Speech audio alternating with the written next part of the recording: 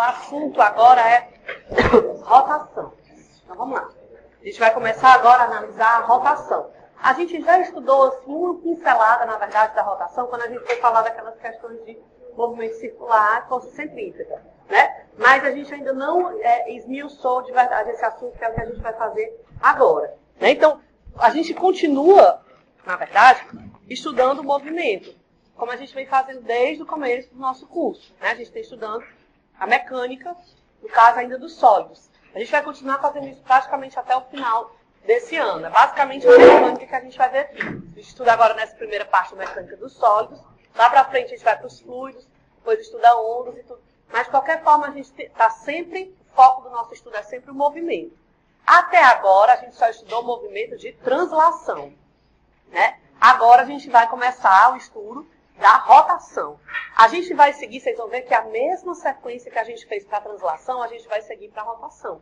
Definir alguns parâmetros que são importantes, como posição, velocidade, aceleração, energia e lei de Newton. Só que o que a gente passou aí até agora fazendo, né, que a gente veio desde o começo do ano, a gente veio devagarzinho. Primeiro a gente começou o estudo de um movimento em uma direção só, né, trajetória retilínea. Depois a gente foi um pouquinho mais além, estudou a causa desse movimento. Aí depois foi mais além, estudou o fato de que esse objeto que se move tem uma certa dimensão. E agora a gente vai além, a gente vai olhar o caso de um objeto que tem dimensão e que a gente está interessado nas causas do movimento, mas que o movimento é em torno de um eixo e não mais ao longo de uma linha, certo? Ou de uma trajetória, por exemplo, parabólica, como a gente tinha analisado. Então a gente vai continuar estudando o movimento, só que esse tipo específico de movimento, que é o movimento de rotação. Vocês vão ver que o que a gente fez aí de abril até agora, junho, a gente vai fazer tudo numa aula só hoje. Mas assim, é porque você já viu. Você já sabe o que é velocidade, sabe o que é aceleração, sabe o que é segunda lei, sabe o que é energia cinética. Então a gente vai só transformar isso daí para rotação, certo? É fundamental você entender pelo menos o conceito básico de rotação, porque esse assunto está em tudo, né? Se você for olhar o fato de que a gente está na Terra e a Terra gira, então pronto. É fundamental só por isso aí você analisar, você saber como é que funciona o movimento de rotação, né? Se você vai projetar, por exemplo, um avião, você vai ter que levar em conta que as peças podem sofrer um certo desgaste por conta da rotação do motor. Você vai, por exemplo, abrir uma latinha de refrigerante. O engenheiro vai projetar aquela latinha. Quem é a primeira pessoa que projetou? Certamente ele teve que analisar a rotação da lingueta na hora que você puxa para abrir a latinha. Então tem um monte de aplicação esse assunto, né? A gente vai estudar hoje só o princípio disso daí. Então o que a gente vai fazer aqui, como eu disse, é analisar a rotação, só que com alguma particularidade. Não é uma rotação qualquer. A gente vai analisar a rotação de um corpo rígido em torno de um eixo fixo. Por enquanto, vai ser assim o nosso estudo. O que é um corpo rígido e o que é um eixo fixo? O corpo rígido é aquele em que as partes do corpo não se afastam umas das outras quando você submete esse corpo ao movimento. Por exemplo, essa caneta, ela é um corpo rígido? Sim, né? Porque a distância da tampa aqui para o meu dedo não muda se eu girar essa caneta, se eu jogar ela para cima ou para baixo, né? Enfim, as distâncias das partes que compõem o corpo umas das outras é constante a distância. Elas não mudam, a não ser, claro, que você deforme o material, mas mantendo a forma dele, ele é um corpo rígido, porque as partes dele não se afastam nem se aproximam umas das outras. Diferente, por exemplo, de um fluido, né? Um fluido não é um corpo rígido, né?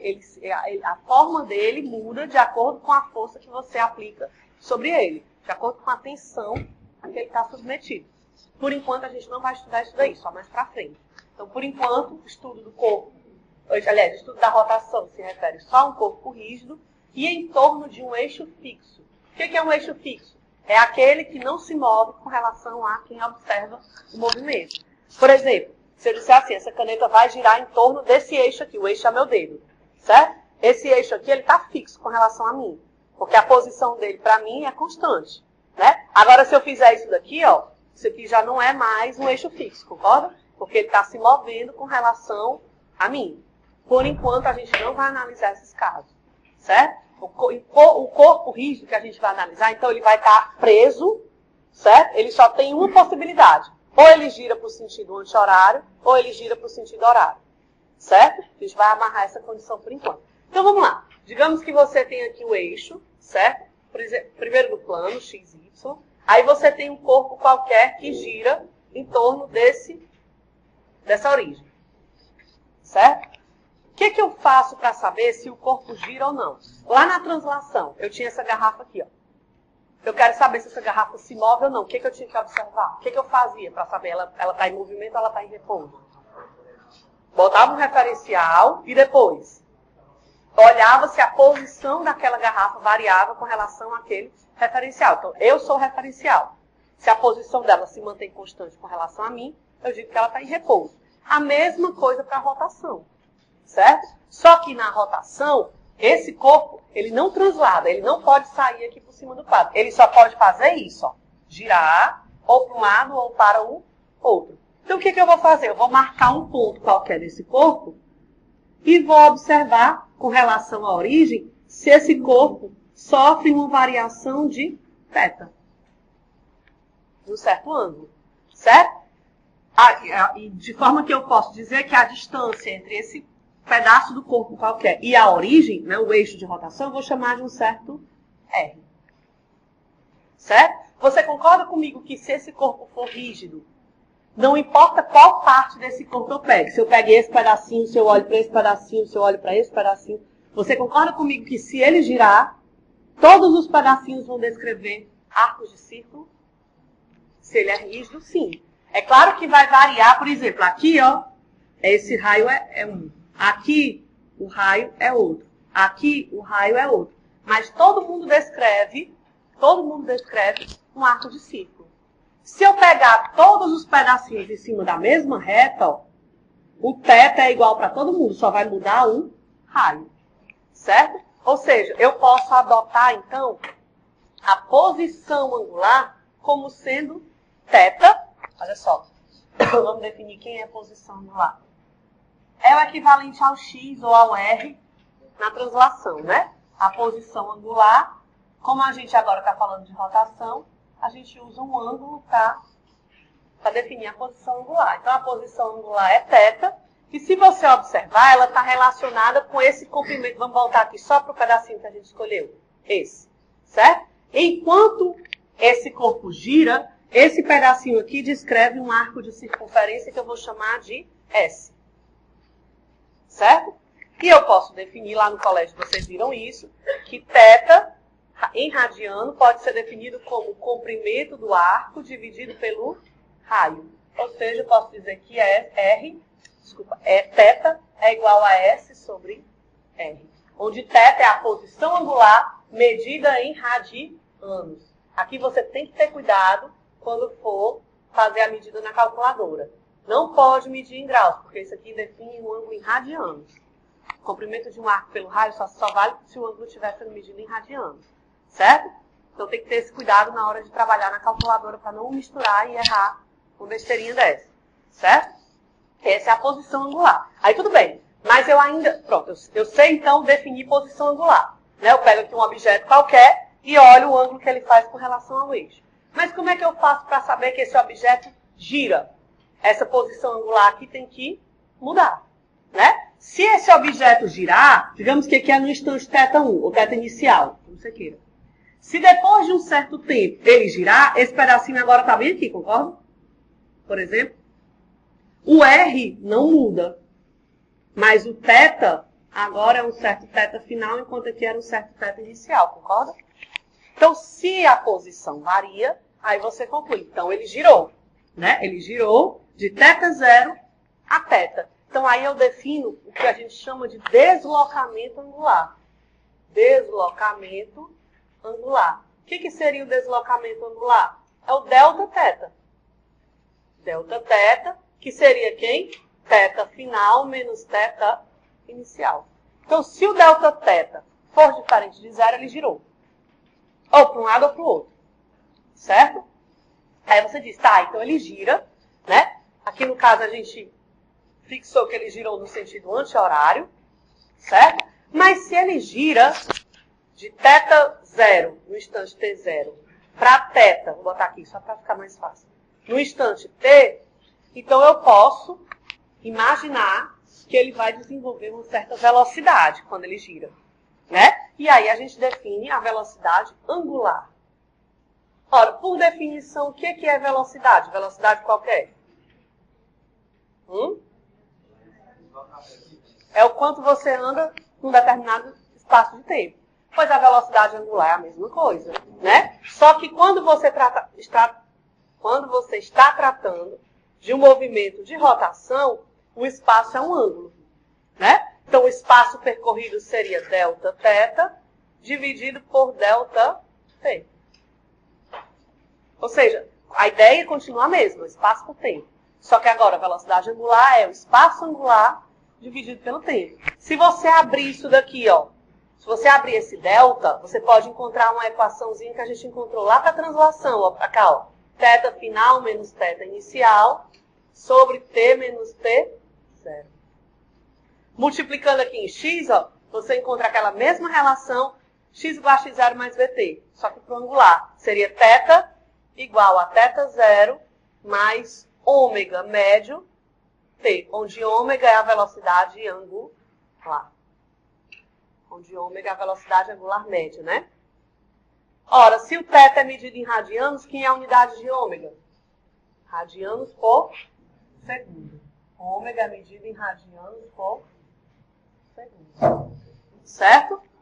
Isso se for a média. Mas e se eu quiser a velocidade angular instantânea? Exatamente, eu vou fazer o limite em que a velocidade média, o limite da velocidade média quando o tempo se torna muito pequeno, né? De delta θ, delta t, ou seja, ômega instantâneo, que é quem vai interessar pra gente, é dθ, dt. Certo? Perceba que a ideia não mudou. Mudam os parâmetros, mas a ideia é a mesma. Não é porque é movimento como de translação, só que tem as particularidades. Né? Aí você diz, bom, se esse objeto, se esse corpo rígido gira de θ1 para θ2 com a velocidade ômega, então você logo imagina, será que ele faz esse movimento com velocidade angular constante? Então a gente precisa definir uma aceleração angular. Né? Vamos definir a aceleração angular. A aceleração angular. O que é a aceleração? É o quanto a velocidade varia no tempo. Pois a aceleração angular é a mesma coisa. É o quanto a velocidade angular, delta ômega, varia no tempo. Certo? Se você abrir essa equação aqui, ó, você vai ficar com ômega menos ômega zero sobre t menos t zero e vai encontrar uma equação horária para velocidade angular. Ó. Ômega igual a ômega zero mais alfa médio t. Qual seria a unidade de alfa, velocidade angular? Radianos por segundo ao quadrado. Certo?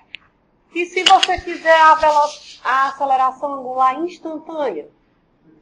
Exatamente. A derivada, a aceleração instantânea vai ser nada mais que o limite, quando o tempo se torna muito pequeno, da aceleração média. Delta ômega, delta t.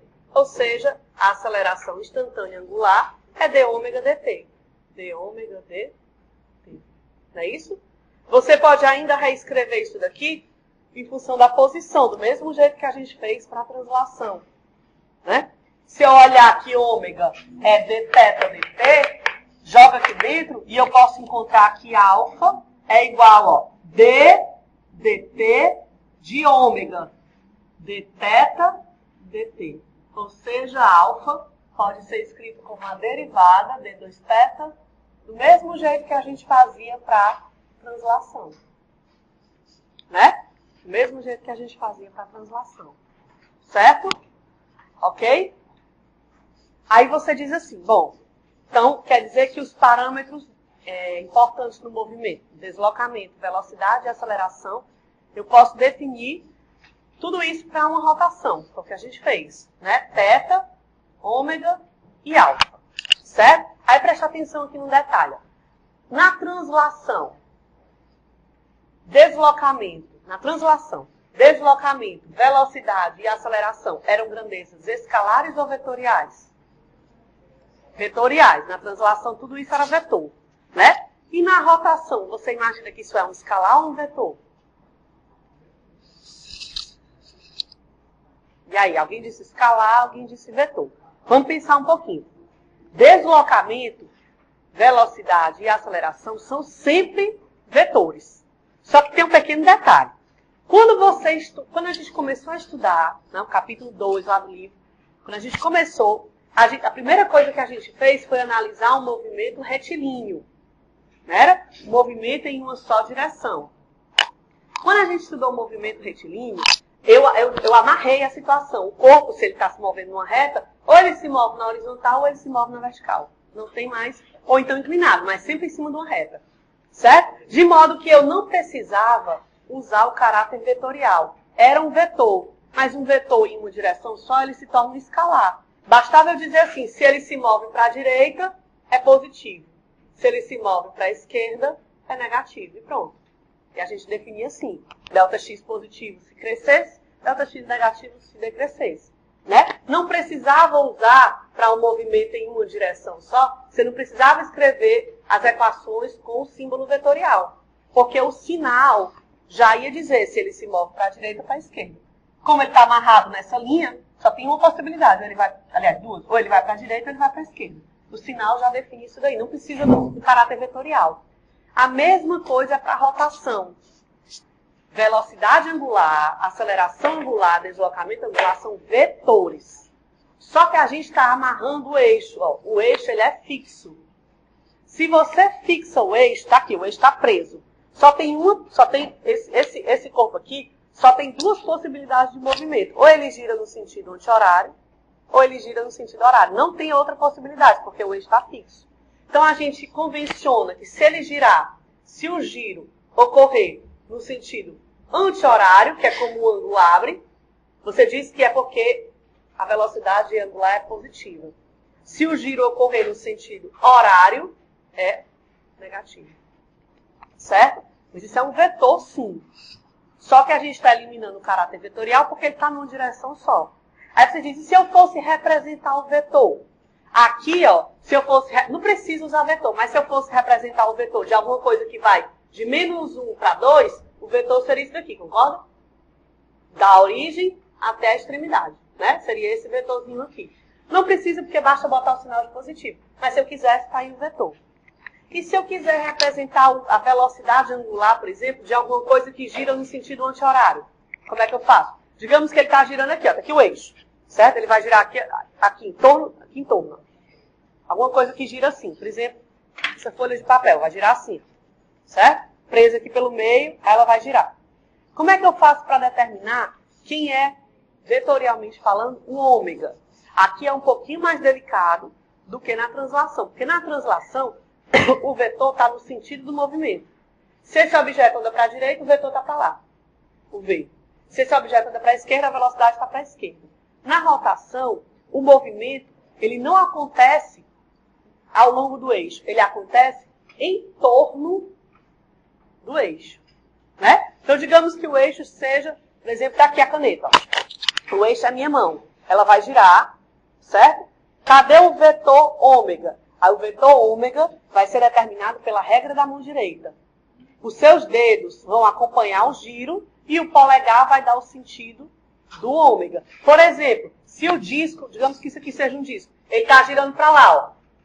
Está girando para o sentido anti-horário. Então, os seus dedos vão acompanhar o giro. Então, o vetor velocidade angular está para fora. É um pouquinho diferente da nossa linha de raciocínio normal, que a ideia que a gente tem é dizer que o ômega está aqui também, ó. O ômega está girando. Na verdade, não. O ômega, se ele estiver girando, ele está variando. E ele não vai variar. Então, o ômega está para fora. Se o objeto gira no sentido anti-horário. Se ele gira no sentido horário, está para dentro. Certo? Só que, por enquanto, a gente não vai precisar saber esse caráter vetorial, porque o eixo é fixo. Se o eixo é fixo, basta usar os sinais. Sentido anti-horário positivo, sentido horário negativo. Diz assim, ó, a gente já viu, né? As grandezas angulares, certo? Os três parâmetros, digamos assim, que definem o movimento no caso da rotação. Deslocamento, velocidade e aceleração angulares. Né? Aí você pergunta, será que existe uma relação, uma maneira de relacionar grandezas lineares com grandezas angulares? Na verdade existe, a gente até já escreveu aqui a relação entre elas. Se você voltar aqui naquele exemplo que a gente colocou aqui de um corpo girando em torno de um eixo, ó, imagina que aqui sejam os eixos x, y, e aí esse corpo vai girar em torno aqui desse ponto que é o centro, certo? No sentido, por exemplo, anti-horário. E aí se eu quiser observar uma parte qualquer desse corpo, um elemento de massa dm aqui desse corpo, que dista r da origem, que tem uma posição angular θ, na hora que ele gira, esse objeto e qualquer outra parte dele, já que ele é rígido, descrevem um arco de círculo de comprimento S. De modo que esse θ e esse S estão relacionados pelo raio. Né? Θ é igual a S sobre R. Ou, de outra forma, S é igual a θr. Não é isso? Se você derivar os dois lados dessa equaçãozinha aí, por t, por exemplo, essa equação não se altera. Vamos fazer isso para ver o que acontece. Ó. ds dt vai ser igual a ddt de θr. Isso? Vamos lá. Vou repetir ds dt. Agora vocês já devem saber como é que a gente faz essa derivada de um produto, né? Como é que a gente faz isso daí? Derivada do primeiro vezes o segundo mais o segundo. Opa! Primeiro pela derivada do C. Vamos lá. Aí o que vai acontecer? Ó? ds dt. O que é S? O espaço linear ou angular? Quando eu derivo o espaço pelo tempo, eu obtenho o quê? Velocidade vezes. Igual a R dθ dt é o quê? Ômega. Mais dr dt. Zero. Por que dr dt é zero? Porque o corpo é rígido. Se o corpo é rígido, R é sempre constante. Então, a derivada de uma constante é zero. E você obtém aquela relação conhecida, V igual a ômega. Ou seja, a relação entre a velocidade angular e a velocidade linear. Né? Se eu derivar essa expressão, eu devo obter alguma coisa para aceleração. Vamos fazer isso. dv dt igual a ddt de ômega R. Né? Como o R é constante, se você estiver fazendo isso daí numa prova, ou você faz assim abertinho, e zera isso daqui, ou você escreve como o corpo é rígido, R é constante, e logo dr dt é zero. Aí faz só o que interessa. Fica a seu critério, certo? Então fica dv dt é a aceleração, aí aqui, R d ômega dt. O que é d ômega dt? Alfa. Alfa R. Só que aí agora aqui a gente faz uma pequena pausa. Vamos pensar um pouquinho. Quando a gente estudou o movimento circular uniforme, lá no começo do semestre, a gente definiu a aceleração centrípeta. O que era a aceleração centrípeta? Opa, uma força não. A aceleração não pode ser uma força. O que era a aceleração centrípeta? Por que ela existia? Pronto. Está aqui, tá aqui a trajetória circular. Certo? Está aqui o centro da trajetória. Eu tenho um objeto qualquer que gira em movimento circular. Se eu olhar, não importa se o movimento é circular uniforme ou não. Vamos olhar o movimento circular uniforme, mais simples. Nesse ponto aqui, ó, a velocidade, digamos que ele gira no sentido anti-horário, tem que ser tangente à trajetória, a gente já mostrou isso. Então essa velocidade está aqui. Nesse ponto, essa velocidade está aqui. Nesse ponto, ela está aqui, está aqui, está aqui, e assim vai. Então a velocidade V escalar, o módulo dela, não varia. Mas a direção e o sentido dela variam. Como isso daí é um vetor, tem 3 parâmetros que você precisa analisar. O módulo é constante, por isso que a gente chama de movimento circular uniforme. Mas a direção e o sentido variam. E essa variação é que provoca o aparecimento dessa aceleração centrípeta, que a gente já mostrou aqui. Por que ela é centrípeta? Já mostrou que ela aponta para o centro. Né? Aqui, quando eu estou fazendo dv/dt, presta atenção que isso é importante. Quando eu faço dv/dt, esse v é só o módulo de v. Certo? Eu estou fazendo a variação do v escalar. o módulo do V. Então, essa aceleração aqui, ó, ela se refere à variação na velocidade tangente à trajetória. Ou seja, a gente chama essa aceleração de aceleração tangencial. Só que além da aceleração tangencial, existe a aceleração centrípeta. E agora o livro está chamando de aceleração radial, que a gente já sabe, já determinou que ela é V2 sobre R. Né? Isso a gente já conhece. Certo? Ou seja, agora você tem a aceleração centrípeta e a aceleração tangencial. Aí você pergunta, e se o objeto se mover com velocidade V em módulo constante? Quanto é a aceleração tangencial? 0, né? Ou seja, você pode, presta atenção, você sempre tem movimento circular, sempre tem a aceleração radial. Além dela, você pode ter a aceleração tangencial, desde que o módulo de V também varie, além da direção e do sentido. Deu para entender? É importante isso daí, porque são duas acelerações, a tangencial e a radial. A radial, se o movimento é em círculo, ou em arco de círculo, existe aceleração radial. A tangencial vai depender se o módulo da velocidade varia ou não. Certo? Aí você pode ainda, ó, definir o período, né? O que é o período? O período, por definição, é o tempo gasto para executar um ciclo, uma volta completa. Né? Se você lembrar aqui, vamos escrever aqui de forma bem linear, ΔX igual a VT. Ó. Ou de forma angular, Δθ, é equivalente, né? É igual a ômega t. Se eu quero definir o período é o tempo gasto para fechar uma volta. Qual é a variação angular quando eu percorro uma volta completa? 2π.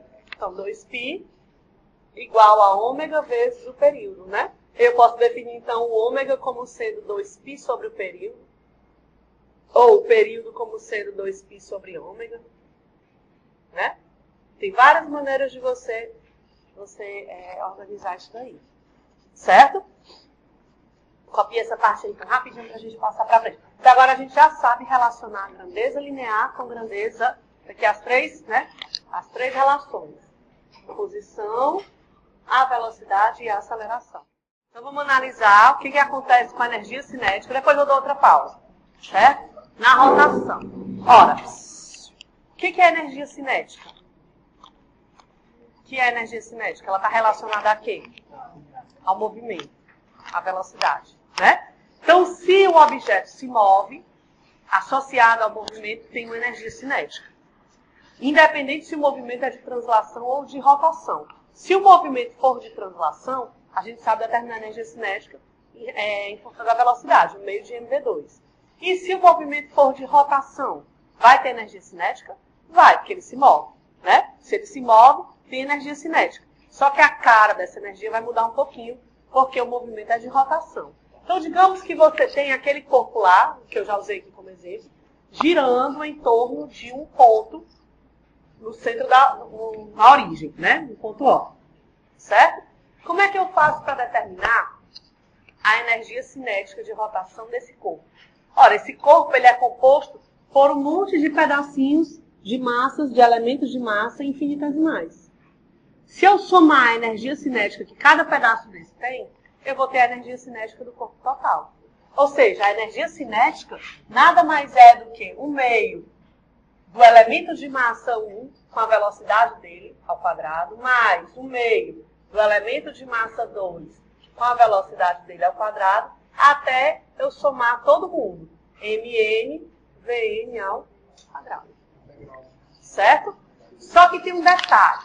Primeiro, essas velocidades, V's, lineares, elas são iguais para todos os corpos? Não. Onde é que essa velocidade vai ser maior? Próximo do eixo ou próximo da borda? Exatamente. A velocidade, ela depende do raio, né? Quanto maior for o raio, maior é essa velocidade. Então, as velocidades não são constantes. Mas eu posso escrever cada uma delas em função da velocidade de rotação. A velocidade de rotação é constante ou varia? A velocidade de rotação é constante, porque o corpo é rígido, todo mundo gira junto, né? Só que quem está na borda percebe o giro de forma mais intensa do que quem está no centro, né? Então, vamos substituir esse V por ômega. Vamos lá, fica assim, ó. K é igual a 1 meio de N1. Aí aqui eu vou escrever ômega. R é constante para todo mundo? Não. Então, ômega R1 ao quadrado, mais todo mundo, 1 meio de MN, ômega Rn ao quadrado. Ou seja, aqui, ó, posso escrever isso aqui assim, ó. 1 meio de ômega ao quadrado, M1 R1 ao quadrado. Estou só isolando o ômega aqui constante, tirando o ômega aqui de dentro do parênteses. Mas, assim vai 1 meio de ômega Mn Rn ao quadrado. Certo? Ora, isso daqui é a mesma coisa. O meio de ômega está se repetindo em todo mundo. Vou botar em evidência. Fica assim, ó. K igual a 1 meio de ômega somatório desde igual a 1 até N de MI RI ao quadrado. Esse termo que eu botei aqui separado, ele recebe um nome especial. É o momento de inércia. Ômega ao quadrado.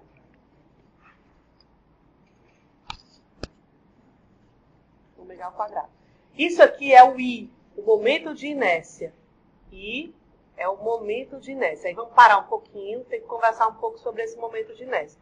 O momento de inércia, ele é uma medida, né?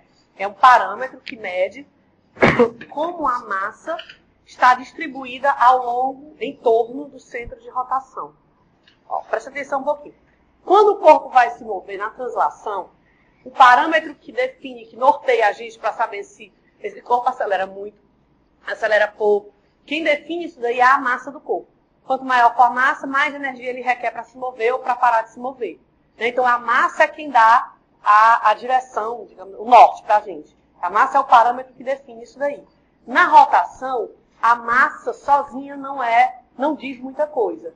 O que diz mais é como a massa está distribuída em torno do eixo. Um exemplo que talvez fique bem claro. Imagine que isso aqui seja um cabo de vassoura bem grande. Certo? É mais fácil você girar esse cabo de vassoura assim. Ó, o eixo de rotação está aqui. Ó. Você está girando assim. Claro que sem mover, né? Mantendo no eixo. Certo? Volta aqui o eixo agora, fazer esse giro aqui. O que é mais fácil? A opção 1 ou a opção 2? 1. Por que a opção 1 é mais fácil? Requer menos energia. Porque ele está girando, o eixo está aqui e toda a massinha está bem próxima do eixo. Porque o cabo de vassoura é magrinho e comprido. Né? Então ele está girando com a massa, a maior parte da massa próxima ao eixo. Quando você deita o cabo de vassoura, imagine que ele vá bem para longe, agora tem partes desse cabo que estão muito longe do eixo de rotação. Isso vai requerer um gasto maior de energia para girar. Então, na rotação, só olhar para a massa só não diz muito sobre a rotação. Você tem que ver como é que a massa está distribuída em torno do eixo. Quanto mais próximo do eixo, menor é o R, menor é o momento de inércia, menor é a energia para girar. Ao contrário, quanto mais afastado está do eixo, maior o R, maior o momento de inércia, maior a energia cinética para a rotação. Então, agora tem que ter esse cuidado. Não é só a massa que importa, é a distribuição de massa. Certo? A gente vai ver depois, eu vou mostrar para vocês uns exemplos, é porque a gente está muito corrido, mas normalmente eu costumo trazer uns vídeos ou simulações para o pessoal. Vou ver se eu consigo pelo menos botar no Siga para vocês assistirem, de movimentos de giro. Né? Por exemplo, uma bailarina, uma patinadora, quando ela quer aumentar a velocidade de rotação, ela se aproxima ao máximo a massa do eixo em torno do qual ela gira. Quando ela quer parar, é o contrário. Né? Justamente por conta do momento de inércia. Então, presta atenção aqui, ó. Você pode, então, escrever o K de rotação como sendo 1 meio. Isso aqui seria o equivalente da massa para a rotação, o momento de inércia. I ômega ao quadrado. Observe que isso daqui é uma equação bem parecida com o meio de MV2. Né? É como se a massa fosse o momento de inércia para a rotação. E como se o V fosse o ômega para a rotação. É como se você tivesse aí uma tabela de equivalência. O I é o equivalente a M e o ômega é o equivalente ao V. Certo? Então, preste atenção que esse parâmetro, momento de inércia, ele vai ser muito importante. A gente vai precisar determinar ele para saber a energia da rotação. Só repetindo ele aqui, então, ó, o I, momento de inércia, nada mais é do que o somatório, desde a primeira partícula até a última, do produto da massa pela posição ao quadrado. Só que aí, né? Estão rindo, né? Já sabe o que vai acontecer. Porque se eu tiver um cabo de vassoura, eu vou somar quantas vezes para englobar todo o cabo de vassoura? Não sabemos, né? A gente vai ter que somar muitas vezes, de modo que o N tenda a infinito, né? Ou que essa massa se torne tão pequena, você esfarele bem muito esse cabo de vassoura, de modo que essa massa seja muito pequena. Então você, na verdade, se a distribuição de massa for contínua, se a distribuição for discreta, quer dizer, você pode contar, né, eu tenho 3 partículas. Então não precisa você fazer integral. Você vai simplesmente somar M1, R1 quadrado, M2, R2 quadrado e pronto. Mas se você tem um número infinito, não tem como você somar. Aliás, tem, você vai somar usando a integral. Né? Então se a distribuição de massa for contínua, distribuição contínua de massa,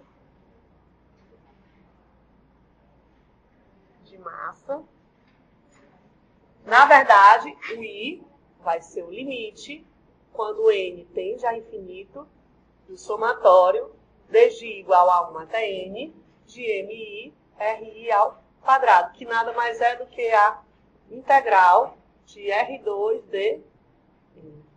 Esse é o momento de inércia para um objeto que gira.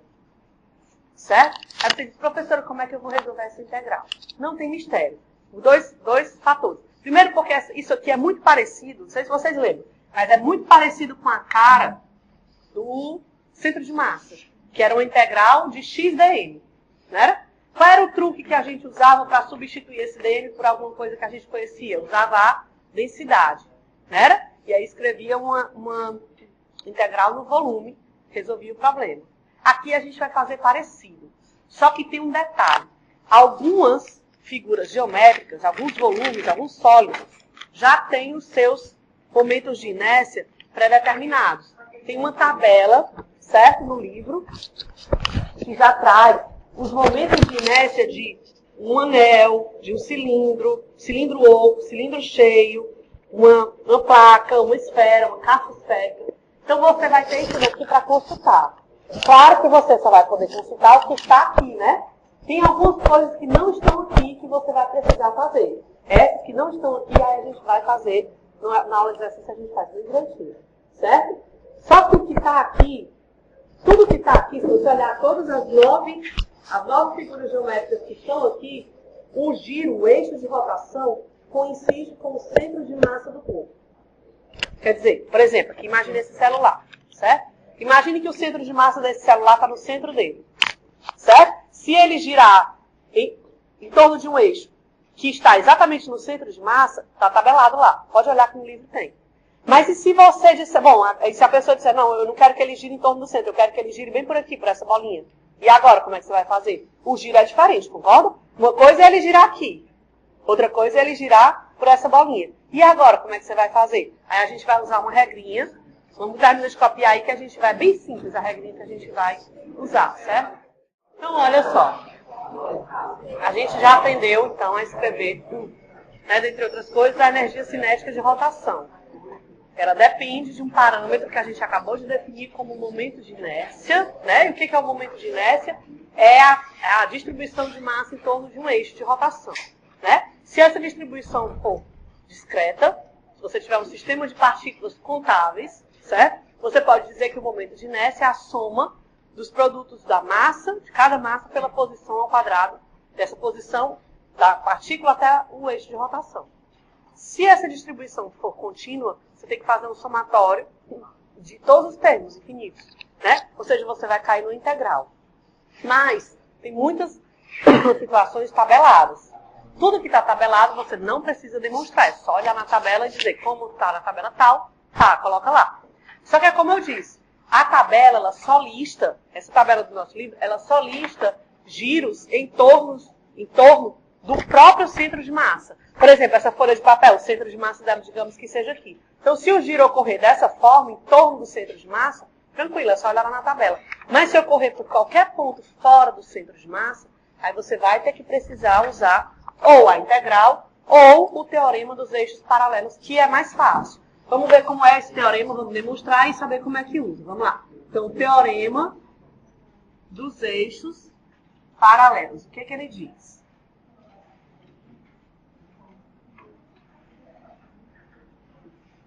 Então, digamos que você tem aqui, ó, os eixos x, y, e você tem um objeto arbitrário qualquer, aqui, ó, que vai girar em torno de um ponto P. Preste atenção. Esse ponto P é o ponto em torno do qual ele vai girar. E o centro de massa está aqui na origem. Certo? Ele não gira em torno do centro de massa. Ele gira em torno do ponto P. O ponto P é onde está o eixo de rotação. Certo?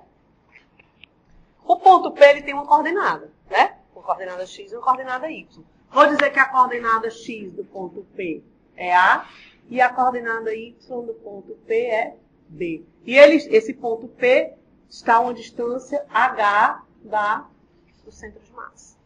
Certo? Aí eu quero saber qual é o momento de inércia desse corpo. Então, qual é a ideia? A ideia, o momento de inércia, é a integral de R2 dm. dm é um elemento de massa, certo? Vou escolher um elemento de massa aí e vou fazer análise para esse elemento e depois somos tudo. Então, vou escolher um elementozinho de massa bem aqui, ó. Esse aqui vai ser o meu dm. Certo? Esse dm está numa posição, preste atenção, x e y em relação à origem, ao centro de massa. Certo? De modo que eu posso dizer que daqui para cá, ó, essa distância é quanto? X menos A. E daqui para cá, essa distância é Y menos B. E daqui para cá, eu vou dizer que isso é um certo Rzinho. Porque R é justamente a posição do elemento até a rotação, né? Elemento, rotação. Então, bora lá. Vamos lá. Vamos escrever, então, a integral. Vai ficar assim, ó. I é igual à integral de R2 dm. Olha para a figura. Olha para essa figura aqui, ó. Eu posso escrever esse R2 como o quê? X menos A ao quadrado. Na verdade, aqui. Mais Y menos B ao quadrado dm. Concorda? Vamos em frente. Vamos abrir esse quadrado. E, presta atenção, é igual a integral quadrado do primeiro menos 2 vezes o primeiro pelo segundo mais o quadrado do segundo. Confere? D. Né? Vou agrupar tudo que tiver x e y referente a dm e tudo que tiver a e b referente ao ponto P separado. Fica assim, ó. I integral de x2 mais y2 dm mais integral de A2 mais B2 dm menos 2 vezes a integral de x a dm menos 2 vezes a integral de yb dm. Vamos em frente. Vamos lá. Olha para cá. I é igual a... Que é x ao quadrado? Na verdade, eu não botei. Deixa eu colocar aqui, ó. X ao quadrado mais y ao quadrado. Tá aqui o x, tá aqui o y. X ao quadrado mais y ao quadrado é a mesma coisa que essa hipotenusa aqui em azul, concorda? Que eu vou chamar de um R grande qualquer. Rzão. Certo? Então, eu posso substituir aquele M por Rzão. Né? Integral de Rzão de... Que, na verdade, não precisa nem substituir por Rzão, não. Vamos fazer uma coisa melhor, para ficar mais prático, um passo a menos. X ao quadrado, presta atenção. X ao quadrado mais Y ao quadrado é o R ao quadrado. Né? Observe, isso é o R dm, é justamente o momento de inércia, ó, R ao quadrado dm. Aqui vai ficar Rzão ao quadrado dm. É o momento de inércia desse corpo se ele girasse em torno do centro, porque Rzão não é a distância até o centro, né? Ou seja, seria isso daqui, ó. Seria a integral de R2 dm, que é justamente o momento de inércia tabelado lá na nossa tabela. Que é se ele girasse em torno do centro de massa. Se ele girasse, mas ele não gira. Ele gira em torno do ponto P. Então, ó, mais, aqui, ó, A ao quadrado mais B ao quadrado. Quem olha para a figura? H ao quadrado, dm, menos, esse A é constante ou variável? Olha para a figura. Varia ou é constante? O que é o A, falando em português? É a distância entre quem e quem? É a distância do eixo de rotação, que é fixo ou móvel? Ao centro de massa, que é fixo ou móvel? Então, o A é constante. Então, ele sai da integral. Ó, cadê? Menos A, 2 vezes A, integral de x dm. Menos 2 vezes B, integral de y dm. O que é a integral de x dm? Aula passada. Algumas aulas aí para trás. Integral de x dm é quem? O x do centro de massa. E a integral de y dm é quem? O y do centro de massa. Não é à toa que a gente colocou o centro de massa aonde? Na origem. Qual vai ser a posição x do centro de massa na figura? 0. E o y? 0. Ou seja, sobra quem? Sobra i pelo centro de massa mais h ao quadrado. É constante ou variável? Constante. h ao quadrado, integral de dm, m. Onde m vai ser quem? A massa total do objeto. E aí observe como você, em vez de ter que resolver a integral, você simplesmente usa o fato de que o momento de inércia de um corpo que gira em torno de qualquer ponto, não importa qual seja o ponto, pode ser medido como? Pela soma do momento de inércia que esse corpo teria se ele girasse em torno do próprio centro de massa, mais a massa dele toda multiplicada por h ao quadrado. Quem é h ao quadrado? É a distância entre o ponto onde ele gira e o centro de massa. Por exemplo, se fosse esse celular de novo girando, está aqui o centro de massa dele, ó, vamos supor, né? E se ele girasse por aqui, h seria essa distância daqui para cá. Se ele girasse por aqui, h seria essa distância daqui para cá. Certo? Se ele girasse bem por aqui, h seria a distância daqui para cá. E assim vai. H é a distância mais próxima, né? Uma reta entre o ponto. Sim. O R grande é a distância do elemento de massa até o centro de massa. No movimento de translação, qual é a causa do movimento? Quem é que coloca ou quem é que inicia ou que para o movimento? A força. É preciso aplicar uma força para que o movimento tenha início e tenha fim. Né? Não para que ele se mantenha, mas para que ele comece e que ele termine sim. Para que um objeto gire, tem também um equivalente que é responsável por isso daí. Que não é só a força. A força é importante sim. Só que não é qualquer força, não é de qualquer forma que essa força vai provocar um giro. Por exemplo, se você pegar aqui, ó, se você for abrir essa porta pela maçaneta, certo? Com uma força dessa forma, a porta abre sem problemas. Agora, se você pegar a mesma força F que você fez para abrir e aplicar assim, ó, a porta não gira, né? Por quê? Porque não importa só a força que você aplica. Importa a força e a posição, a maneira, a direção em que ela é aplicada. Isso, por definição, é o torque. Então, se você tem, digamos, aqui, ó, pra cá, tá aqui o eixo de novo, tá aqui o nosso objeto que vai girar, o eixo, tá aqui o objeto que vai girar em torno do centro da origem, certo? X, Y. Digamos que eu vou aplicar a força nesse ponto aqui qualquer, ó. Certo? Aí eu aplico uma força F aqui qualquer, F.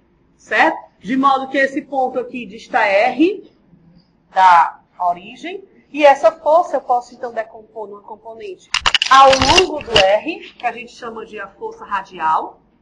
E uma componente tangente ao movimento, que eu vou chamar de força tangencial. Digamos que aqui esse ângulo seja um certo φ. Aí eu pergunto, qual dessas duas componentes, ou as duas, se for o caso, vai provocar o giro? Só a componente tangencial. Quer dizer, você aplica a força F aqui, ó. Mas só essa componente é que vai estar que vai proporcionar o giro do corpo. Né? De modo que a forma mais eficiente de você abrir a porta é justamente pela maçaneta, porque é o ponto mais longe do eixo de rotação, a dobradiça, aplicando uma força perpendicular à porta. Né? Você pode até abrir ela assim, ó, mas você vai gastar mais força, porque só essa componente aqui que está provocando o giro. Só a componente tangencial. Né? Aí a gente define o torque justamente como sendo o produto da componente que provoca o giro, vezes o tamanho a distância, ou braço da alavanca, como a gente costuma chamar.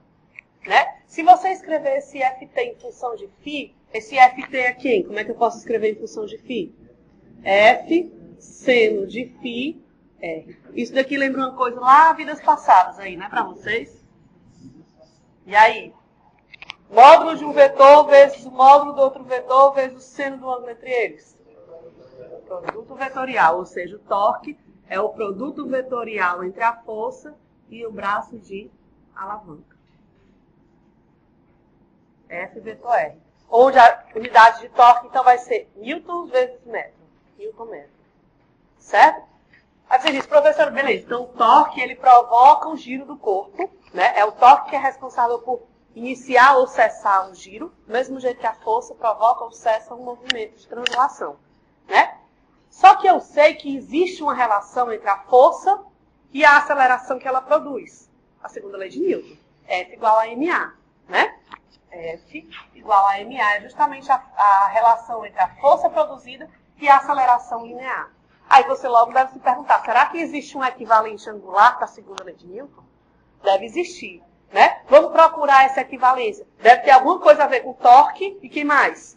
Se você tiver um pouquinho de atenção, você já vai perceber a expressão sem nem precisar demonstrar. Quem é o equivalente da força na rotação? Quem é o equivalente da massa? Momento de inércia. E quem é o equivalente do ar? Uau. Mas vamos demonstrar, né? Olha só. Para a rotação, eu só estou preocupada com a componente tangencial. De modo que eu posso escrever isso daqui, então, como a força tangencial é igual a massa vezes a aceleração tangencial, concorda? Vamos jogar isso aqui na definição de torque. Logo, torque, para cá primeiro, ó. Torque, vetor, é igual a Ft vezes R. Mais Ft é M, A tangencial vezes R, concorda? Mas existe uma relação entre o A tangencial e o alfa. A gente viu no começo da aula. Quem é que lembra? A é igual a alfa R. Então, eu vou substituir isso aqui dentro, ó, e vou dizer que o torque é igual a M alfa R vezes R. Ou ainda, torque é igual a alfa M R ao quadrado. O que é M R ao quadrado? Se tiver só uma partículazinha, é o I, é o momento de inércia daquela partícula, ou seja, torque, como a gente desconfiava, é igual a I vezes alfa. Certo?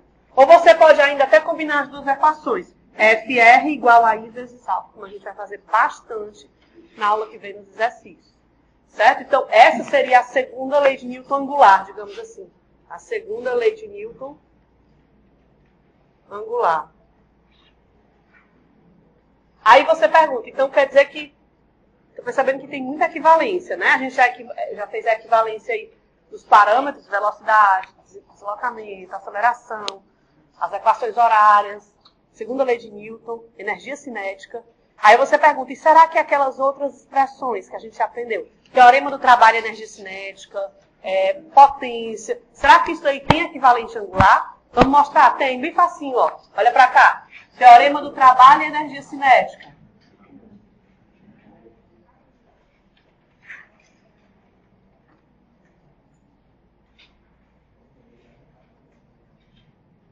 Olha pra cá. O que diz o teorema do trabalho e energia cinética? Não importa se é rotação ou translação. O que ele diz? Que o trabalho total é igual à variação da energia cinética. Digamos que o corpo esteja numa rotação pura, ele só gira, certo? Ou seja, o trabalho, então vai ser igual... Aliás, desculpa, ele só translada, certo? O corpo está em translação, a gente vai fazer o equivalente para a rotação. Então eu posso dizer que o trabalho é igual ao meio de mv ao quadrado menos 1 meio de mv0 ao quadrado. Concorda? W, então, ó, para cá, é igual a 1 meio de m. Como é que eu posso escrever a velocidade linear em função da angular? V é igual a ômega R. Então, ômega 2 R2 menos 1 meio de ômega, aliás, ômega 0 quadrado R ao quadrado. Ora, mas isso daqui é assim, ó, pode ser escrito, olha como é fácil demonstrar. Né? Não é exagero, não é, porque é fácil mesmo, olha só. É só trocar o V por ômega R, não tem segredo. E você lembrar que isso daqui que eu separei de propósito, que é isso aqui? O I. Pronto. Aí fica aqui, ó, menos 1 meio de mr ao quadrado, ômega 0 ao quadrado. Mas isso daqui é o I. Ou seja, agora eu encontro o teorema do trabalho de energia cinética para a rotação. Ó. 1 meio de I, ômega ao quadrado, ou seja, energia cinética final de rotação. 1 meio de I, ômega 0 ao quadrado. E aí eu tenho o teorema do trabalho de energia cinética válido também para a rotação. Certo? A expressão do trabalho. Como era a expressão do trabalho se a força era variável? Trabalho era igual a integral de f de x dx. Aí eu pergunto, será que existe um equivalente para a rotação? Você imagina que ele tem aqui, cara, vamos pensar um pouquinho, o equivalente da força? Torque. Equivalente da posição? Ângulo, θ. Então, vamos procurar isso daí. Ora, eu sei que só a componente... Observe que quando esse corpo gira, ele descreve um arco de circunferência aqui S. Né? Se eu estiver olhando um girozinho bem pequenininho aqui, ó, eu posso dizer que ele abre um certo dszinho, enquanto abre um ângulozinho aqui dθzinho. Né? Se eu quiser calcular só o trabalhinho para abrir esse dθ, seria um certo dw, trabalhozinho infinitesimal. Seria a força, qual é a força que produz o giro? Ft ou Fr? Ft vezes deslocamento, que é quem? ds. Né? Só que olha para cá, dw é igual a Ft. Como é que eu posso escrever? Paguei aqui, mas como é que eu posso escrever o ângulo em função do comprimento? dθ é igual a ds. Vou escrever ali, né? Mais, assim, mais dθ é igual a ds sobre r. Logo, dw, ó pra cá, f de t, dθr, ó, né? dθr. Mas quem é f de tr? Embaixo da figura. É o torque. Ou seja, dw é igual a torque dθ. Integra dos dois lados. Que é a integral de dw? O próprio w. Né? Aí você vai encontrar essa expressão aqui. Ó. W é igual à integral de tal d. Que é justamente quem a gente... A resposta é sim para todos. Certo?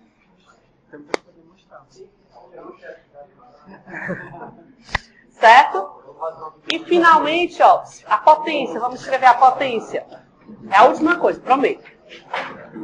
Potência. Quem é que lembra a expressão da potência para uma força constante? A potência em função da força. Pronto. Vamos escrever as duas. Era dw, dt.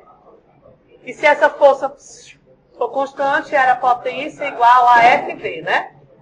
Vamos procurar um equivalente angular. Quando você for procurar, é bom você já saber a resposta. É sempre mais fácil achar, né? Potência. Isso não vale para a prova. Potência é igual ao equivalente da força. Equivalente da força. Torque é o equivalente do V. Você está procurando achar torque e ômega, né? Vamos lá. Potência, ó, é igual a dw dt. Tá aqui o dw, ó. Né? É tal dθ, tudo isso dt. Ora, dθ dt quem é? Ômega. Ou seja, a potência é realmente tal vezes ômega, como a gente já suspeitava. Torque, é o torque. Tal é o torque, né? Aqui essa letra grega é o tal, é o torque. Cuidado para não confundir as letras, porque são muitas coisas agora, né? Eu trabalho... Não, trabalho era lá no colégio. Trabalho aqui é ômega. Ou, tá. Work, né? O trabalho é esse aqui, ó, de work. Certo? Okay. O trabalho é dado por causa da palavra em inglês, né? A maioria das siglas a gente usa para o inglês.